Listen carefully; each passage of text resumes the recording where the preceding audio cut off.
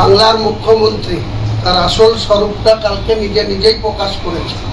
তিনি বলেছেন যে পুরনো আরএসএস এর নেতারা নাকি খুব ভালো ছিল, ওনার সঙ্গে খুব সুসম্পর্ক ছিল, আর এখনকার আরএসএসটা ওনার কথা মতো চলে না বা ওনার সঙ্গে খুব একটা ভালো সম্পর্ক নেই।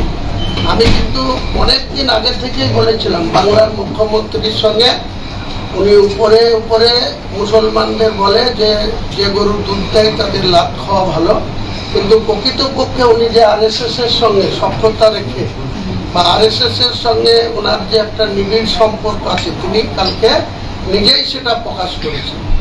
তাই আমি বলবো যে বাংলার মুখ্যমন্ত্রীর মুখ আর মুখোশ সম্পূর্ণ আলাদা। মুসলিম সমাজের কাছে আমি প্রকাশ্যই বলবো, বাংলার মুসলিম সমাজের কাছে, যে এই আরএসএস মার্কা মুখ্যমন্ত্রী যেন চতুর্থবারের জন্য কোনো মতেই বাংলার এই মুখ্যমন্ত্রীর আসনে না বসতে পারে। তার জন্য আমরা আমাদের দলের তরফ থেকে